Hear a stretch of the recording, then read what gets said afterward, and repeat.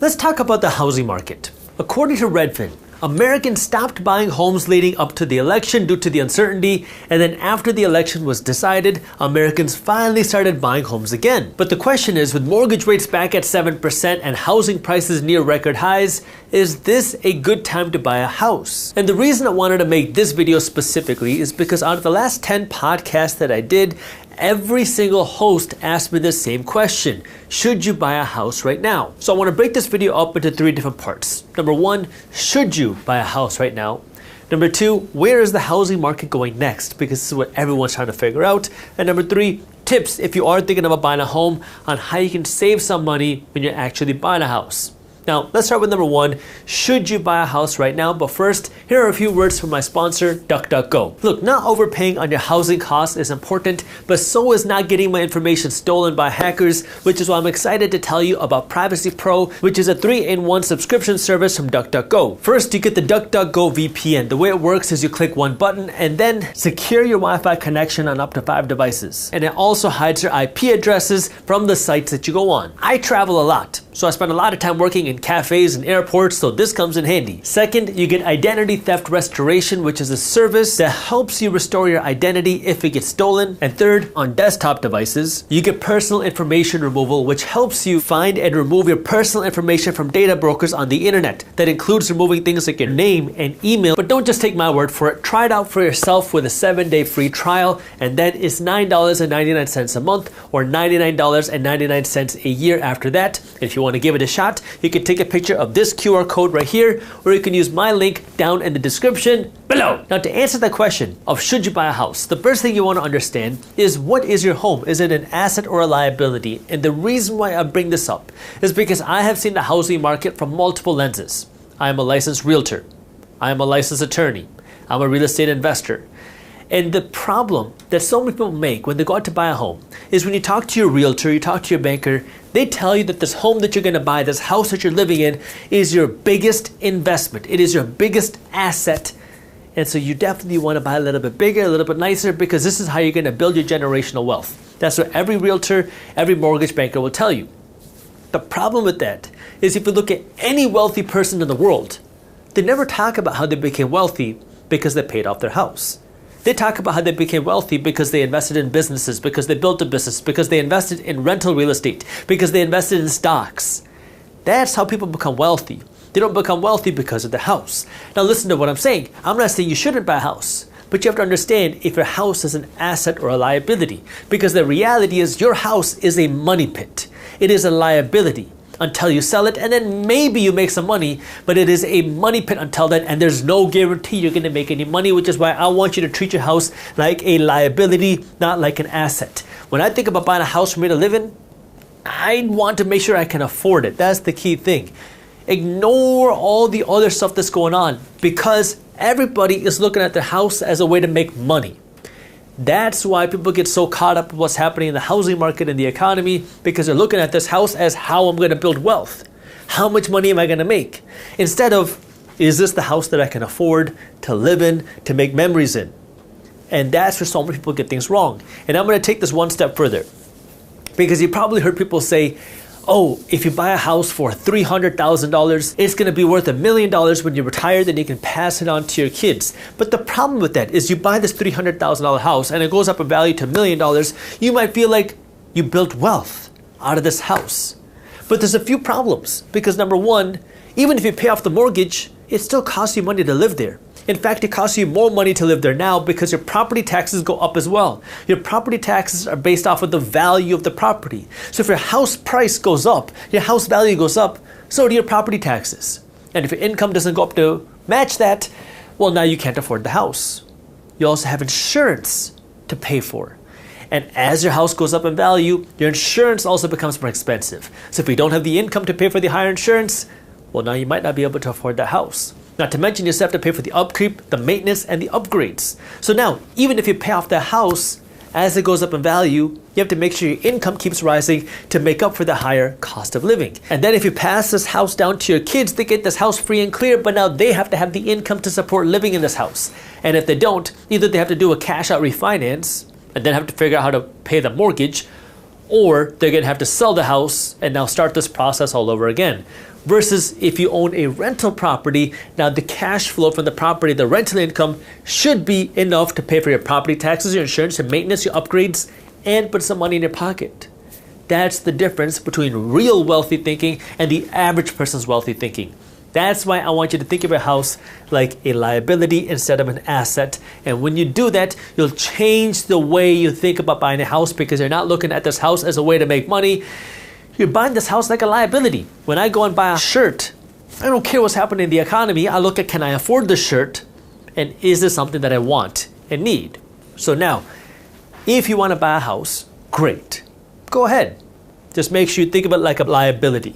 And when you think of it like a liability, now you definitely have to make sure that you can afford the house. What does it mean to afford the house that you're going to buy? 3 things. You have to afford the down payment, the monthly payment, and the move-in costs. Let me start with the move-in costs, because this is probably the one that most people completely overlook. When you buy a house and you have to move into the house, it is expensive. And I'm not talking about the closing fees, which are also expensive. I'm talking about actually moving into the house. If you have to hire movers, that's an expense. Factor that in. If you're going to buy new furniture, factor that in. Furniture is expensive. Trust me, I know. My wife and I went to go out and buy a new sofa recently. If you want to buy or upgrade your kitchen or your bathroom, that is expensive. If you're going to finish the basement, if you're going to build a deck, all these things are part of the move-in costs, and you better factor that in before you move in, because you better have the money for it, because if you don't, you are going to be digging deep into your pockets to pay for that. The second thing is you have to afford the down payment. Now, I don't make these videos to get you to like me. I get these videos to help you be better with your money. And the reality is everybody wants to sell you a mortgage. And so even if you don't have the money, they will try to find creative ways to get you in for 10% down, 5% down, 3% down, maybe even 0% down. But if you actually want to be able to afford the home, you want to have at least a 20% down payment.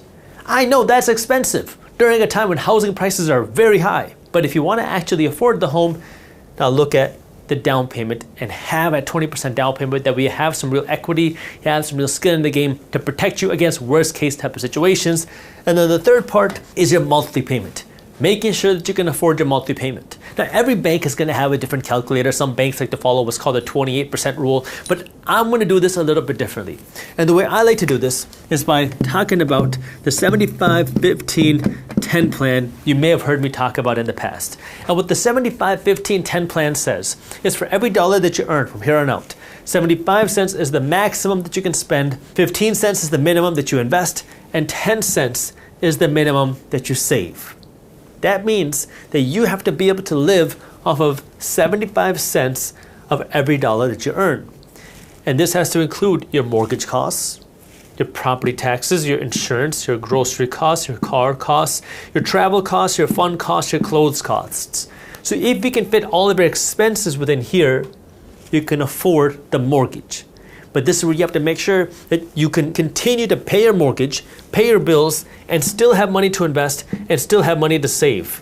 That's the real way to afford your mortgage, is because you're still having money to invest. The mistake that so many people make is they buy a house so big because the realtor says so, the mortgage banker says they can afford it, and then because you buy a house so big, you don't realize that this is a money pit, and now you have so much money going to pay your mortgage and your property taxes and your insurance that you no longer have money left over to save or invest. And now you're stuck. But you think you're building wealth because you're building this equity in your house, when in reality, all you're doing is paying the bank's interest. Because don't forget, the banks are smart. And the way that they play their game is they front load their mortgages. So if you get a 30-year fixed rate mortgage, the first almost half, 14 years and 8 months or so, are going to be the majority of your monthly payment going directly into the bank's pocket of interest. So if you're paying $3,000 a month for your mortgage, for the first few months, almost all of that $3,000 is going directly into your banker's pocket in interest. Maybe $10 or $12 is going to your principal. It isn't until year 15 that half of your monthly mortgage payment is going to build equity in your property. 15 years later. But if you refinance it along the way, that clock restarts and the process starts all over again, because the bank wants to get paid first. They front load your mortgages so your bank gets paid their interest first. Now, before I move on to the second section of this video, I want to reiterate, I'm not against you buying a home. In fact, I would prefer you to buy a home. I just want to make sure you can afford the home. And now to understand where the housing market is going, let's take a look at where housing prices are and what's going on with supply and demand in the housing market, because this will teach you what's going on in the housing market economy. Housing prices nationally are still at or near record highs, although we do have some pockets around the country, like in Florida, where housing prices are falling. But even if housing prices fall a little bit, the problem is that we've seen housing prices grow way faster than incomes. Over the last 5 years, between 2019 and 2024, we have seen household income in America grow by an average of 18%, while the average housing cost has gone up by around 50%. We've seen it go up by more than that in some areas. In fact, many areas it's gone up by more than 50%. Some areas a little bit less, but on average about 50% growth in housing costs, and that's just the cost to buy a home, not to mention higher mortgage rates than where we were 5 years ago. But you can start to see the problem. The cost to buy a house has gone up so much faster than incomes, which is why house pricing is so important. And this is where so many people are paying attention to what's going on with home prices, because people are hoping for a break. And this is where you want to pay attention to supply and demand, because the reality is housing costs, housing prices, like every other asset, follow supply and demand. When you have more buyers than sellers, when you have more demand than supply, that pushes home prices up. When you have more sellers than buyers, when you have more supply than demand, that can pull home prices lower. So let's take a look at supply, and then let's take a look at demand. Number one, we're not seeing forced sales, meaning foreclosures. And the reason why is because home prices have gone up so much. So if you buy a home, the first thing is many people have a 30-year fixed rate mortgage or some sort of fixed rate mortgage, which is different than what we saw back in 2008, back when the great real estate crash happened. Because back in the 2008 crash, many people had a variable interest rate mortgage, which meant that their payments would fluctuate. We don't have that today because most people have a 30-year or 15-year fixed rate mortgage. The second difference between now and then is, let's say you own a home and you run into a financial hardship. You know what your monthly payments are, but you just don't have an income to pay off this mortgage. Now what? Well, back in 2008 when house prices were falling, people had no equity, so now you'd have no option. You couldn't sell. Today, if you run into a financial hardship and you bought your home a few years ago, chances are you could sell your home and walk away with a pocket full of cash. So there's no reason for a foreclosure to happen. This is why we haven't seen a big uptick in foreclosure, and you might have seen some articles talking about how foreclosure rates are rising at an alarming rate. The reason why is because we had no foreclosures in 2020 and 2021. So when you go from zero to some, it looks like a lot, versus we're still way below where we were back before the pandemic. Number two, it's not favorable for a lot of people to sell. Yes, if you sold your home, you could probably get a profit, but the problem for a lot of people is they'd have to then upgrade to a much higher mortgage rate. People don't want to do that. 76% of Americans today have a mortgage rate locked in at under 5%. Many people have a mortgage rate locked in at under 4%. So if you have a 4% mortgage, a 3% mortgage, or a 5% mortgage, you probably don't want to sell that home unless there's a real reason to, because then you have to go to a 7% mortgage. Maybe even a 7.5% mortgage. And that's been disincentivizing a lot of people from wanting to sell their home and go to a new house because they're locked in at a low mortgage rate, and you won't get those mortgage rates anytime soon, it seems. And then we have the third part to supply, which is building new homes. And this one is interesting because new economic policies and government policies could change this, but we haven't seen a huge influx of building until just recently, because a lot of builders were not sure about what's going to happen with mortgage rates or the economy. And now that Trump is entering the White House, we have a whole new economic plan on how to stimulate the housing market. And we've seen mixed reviews from economists, but of course, we're not going to know what happens until it actually happens. So just take everything that I say with a grain of salt. Number one, economists are saying that Trump's economic plan to remove millions of illegal immigrants will hurt the building process. Why? Because you have a lot of undocumented or illegal immigrants that are working to build houses. So if construction companies lose those workers, it could take longer to potentially build homes. Then number two, Trump has also promised to remove some red tape and regulations to make it easier for builders to go out and build new homes, build new properties, and have more land to potentially build these properties to hopefully increase the supply of homes. And then the third part to Trump's plan here is he also has been promising lower mortgage rates. Now, Trump can't set mortgage rates directly. The Federal Reserve Bank sets the federal funds rate. The bank sets the actual mortgage rate. So we'll see what ends up happening with mortgage rate, where Trump has been promising lower mortgage rate, which could make it easier or more favorable for somebody who owns a home to sell, because then you don't have to go up to a 7% mortgage if you're going from a 5% mortgage to a 5.5% mortgage. it's not as bad of a sell. Not to mention that Jerome Powell also said that he won't leave even if Trump asks him to. If he asked you to leave, would you go? No. Do you think that legally you're not required to leave? No. Moving on to the demand side, there are two main factors that influence the demand for housing, and that is the economy and mortgage rates. Starting with the economy, when people feel confident about the economy, then they feel more confident to make a big purchase like buying a house because they're confident that they're going to continue having a salary, they're going to keep their job, the business is going to keep growing. And so we're going to see what ends up happening with the economy, but you want to pay attention to this because if people feel strong in the economy, people feel more confident to buy a house. Same with mortgage rates. We already kind of talked about this in the supply side, but when people have lower mortgage rates, your mortgage is more affordable. Generally, assuming you don't have to go out and borrow a whole lot more dollars, but lower mortgage rates make your mortgage payment more affordable, so it makes the cost of buying a house a little bit cheaper. And we're not going to know for sure what happens with mortgage rates until after Trump comes into office and we see what happens with the Federal Reserve Bank. So I'm not going to go too deep into that. But just understand that lower mortgage rates can increase demand. Higher mortgage rates generally decrease demand, although the higher mortgage rates that we have seen in the last couple of years didn't decrease demand fast enough to cause a decrease in the price of homes, because while the demand did fall, the supply wasn't there either. And the third part of this video that I want to talk about is how you can save some money when buying a house. And the reason why I want to talk about this is because I was on a podcast recently where the host asked me, if somebody wanted to buy a home and they feel like they're priced out, will they ever be able to buy a home? What can they do to ever be able to buy a home? Because young people don't have the money for the down payment and prices keep getting more expensive. And is there ever going to be an opportunity? And I said, yes, but you have to look outside of the box. For example, and this is going to offend a lot of people, but that's okay. Come to Michigan.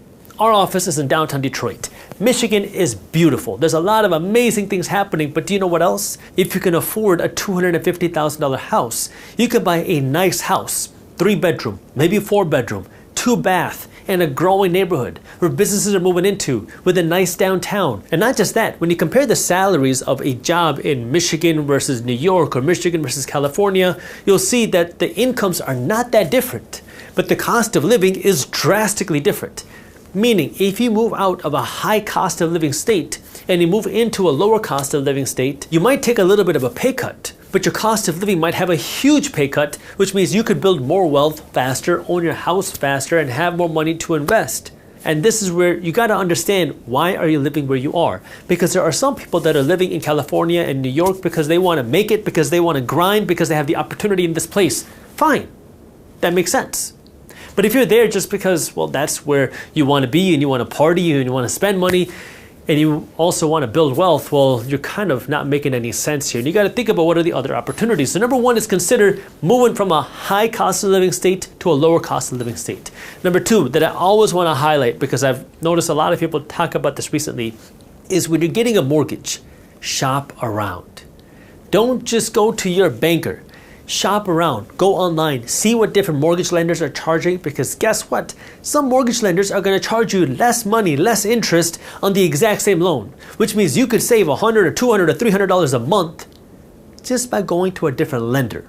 So yes, it can pay to shop around because some lenders are going to charge you more than others just because of who you're going to. And tip number three is consider buying what other people are scared to buy, meaning a fixer-upper.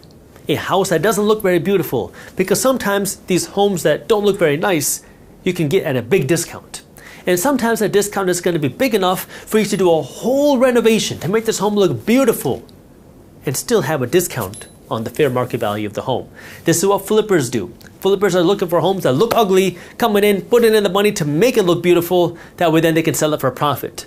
But you can do what flippers do without flipping the home. You can just live in that home, find an ugly home, put in the money to make it look beautiful, and then keep that money as a discount that you saved by not having to pay top dollar for an already beautiful home. It takes more work, but there's a lot of opportunity there. Buy low, sell high. But what do you do in an economy like today where markets are setting record highs, even though many people are still concerned about the economy, and now investors are hopeful that Trump is going to save the economy and boost the stock market? So is this the time to double down and buy even more? Or is this the time to sell high and cash out of your profits?